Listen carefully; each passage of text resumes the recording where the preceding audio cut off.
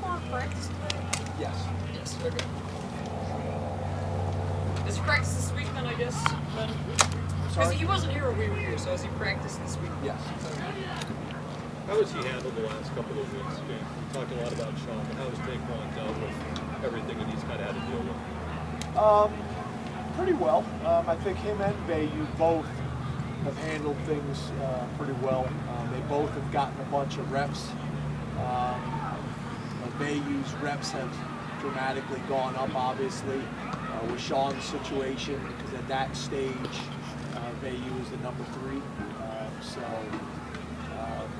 I think they both handled it pretty well. Obviously, you're trying to compare and contrast, but it's two different scenarios a little bit. But I think they've handled it pretty well. So journey on your career, how often does he get out to practice, and what does that say about him as a leader that he's still coming out and offering guidance? Yeah, he comes out. He comes out a lot. I'd like for him to be here every single day. Obviously, academically, he's got a lot on his plate. It's really important to me that he graduates from Penn State, so really working hard at that. I know he is as well. I'd like all these medical guys, Jordan Miner, Journey, all these guys, I want them around the program as much as possible. I think it's important for them. I think it's important for us. We've had kind of an unusual number of them with pretty serious cases since I've been here, probably more so than I've been here. James, considering Tyler Warren's history at quarterback and your usage of him as a wildcat, Sean didn't seem like a capable runner at the goal line last week in terms of utilizing him that way. Is Warren a guy that you continue to monitor, maybe being that short yardage guy? You used him at the 4th down and overtime. Yeah, definitely. Obviously, that's what the package is for. There's strengths and minuses that come with that. Obviously, when it's your quarterback doing it, they have to defend kind of more of a wide open offense. But there's a place, obviously, for Tyler doing that, and we'll continue to do that. James, what do you think kind of your running? Is Audrey the only one that's asking the questions? It's my show today, right? My time. This is their third. When you kind of look at your running game and the short yardage stuff, is there anything that stands out? I know you said yesterday you had to be more physical, you want to push, but it seems like this has been an issue kind of more than just this year. Yeah, I think the first thing, to your point, it's fundamentals and technique. It's also size and mass and strength. And it's also making sure our runners are running with the right type of mentality down there. I think it's all of it. I don't think there's any question about that. So it's something we're going to continue to emphasize and continue to work on. But it starts with that. We got to get more push, and we got to be more physical at the point of attack. That's with our offensive line tight ends. James, you talked about the physical at the point of attack a couple of weeks ago too. How do you go about addressing that in the middle of the season? Yeah, I think we've gotten a little bit better. There's been signs of it. It's hard to do it in the season. Especially in practice when you want to stay off the ground and things like that and keep people healthy, especially with where we are from a health perspective. But I think more than anything, it's pad level, it's footwork, it's fundamentals that we were working today in practice. Having some of the good on good work that I think some of you guys were down there, the O-line, D-line, what we call pod work, working together. That's been important for us as well. You mentioned last week gaining weight and size. How much can a player change their body type during the season? Guys that maybe do something in the off season, is there potential for growth during the season in general? Yeah, I think there is potential for growth, but I would also say that Amin, for example, has kind of always been a tweener. He's always been a big D end. We've had a lot of conversations. There's been times where he's been at D tackle, but times that he's been at defensive end. And weight-wise, he's been one of our bigger defensive ends. So this has always been kind of something that we were talking about early on. We felt like we needed him at end for depth. But then obviously after losing PJ, we felt like the best thing was for him to move inside. But there's some challenges that come with that. Hey James, is there an impact physically, mentally, injury-wise, coming out of the gate with 2 or 3 really hard games, a whiteout kind of front-ending the schedule? Because that's not usually the case. Yeah, I think there's a lot of things that factor into it.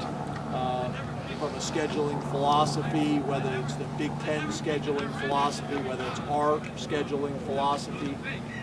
Our beginning of the season was very challenging, was very physical, was against very physical style teams, and with that, comes wear and tear and an importance of development from a depth perspective. One of the other things that we've been able to do in years past is play a lot of guys early on, develop them for depth later in the season, and you really didn't get to do either early on this season. So that's the nature of it. We knew it was coming. We need to be prepared for it throughout summer, throughout the off season, and things like that. Once we decided to go with that type of schedule. James, I think Travion Henderson was the 4th running back in week 1 for Ohio State. What have you all seen from his body of work as a freshman that makes him such a standout right away? Yeah, I think he's changed them. They've always obviously been talented at the running back position, but he's made them just so much more explosive. I obviously was a highly regarded guy out of high school, and he's showing that he's been able to do it. I think the biggest thing where he's different is the speed. He's extremely explosive, obviously behind one of the bigger offensive lines in the country. And then obviously the threats that they have on the perimeter as well. It's a challenging combination of athletes to stop.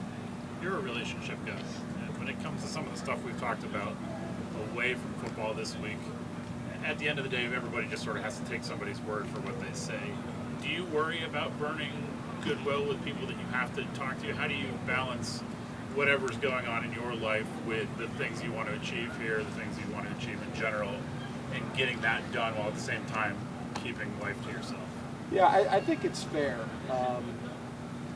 At some point, I'd love the guys to sit down with you guys over a beer and talk through all of this.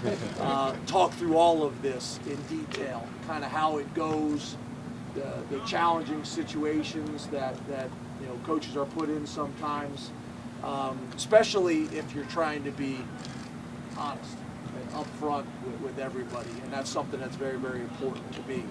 I think I have shown my loyalty to this team, to this program, to this community. I think I've been pretty consistent with that. There's times that you're put in challenging situations, and I just always want to be able to, when I say something, it's done, and it's in stone. And when you're talking about the future, that can be challenging at times. So I am fiercely loyal to Penn State. I am fiercely loyal, most importantly, to these players and the staff. But there's a lot of moving parts with all of these things. There's a lot of moving parts, some of which we have talked about in the past. But at some point when it's appropriate, I would love to sit down with you guys and just kind of talk through college football, talk through these circumstances and these situations that come up. But I think your question is a fair one. But for me, that's what it's all about. It's about my relationships with these players and the staff and the people in that Lash building, the people in the community. And I think if people really would just take a minute and kind of think about how we've conducted ourselves over 8 years in the community and everything else, I think our actions have aligned with that every step of the way. Mark, is there something that, going along this line, is there something that we're missing with this backup quarterback situation? As in, why didn't Taquan get a shot around the goal line when you're on the 7th, 8th 2-point try? Like, is that something that you guys have considered?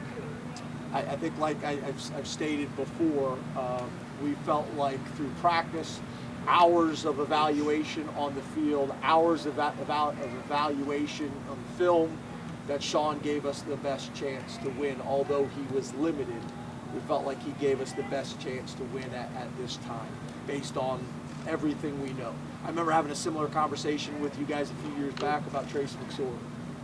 James, both you and Sean this week have mentioned that he needs to be able to run the ball for this offense to do what it can do, and trade behind the line of scrimmage as well.